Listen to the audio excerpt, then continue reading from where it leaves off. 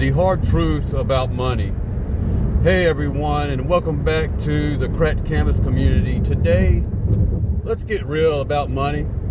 We've all heard the phrase, money can't buy happiness, but what if I told you that's only half the truth? Money doesn't buy happiness, but it buys freedom. It buys the ability to make choices that aren't dictated by your bank account. On a side note, I always say when somebody says money doesn't buy happiness, well, not having it sure does bring a whole lot of sadness. It might not bring happiness, but not having that shit sure brings a shitload of sorrow, despair, and sadness. So you do the math.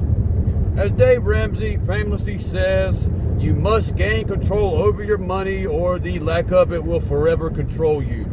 That's the hard truth we're talking about. Money isn't evil or a source of all problems. It's a tool.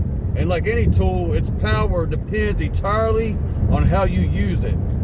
Do you use it to build your financial future, or do you let it run wild, leaving you feeling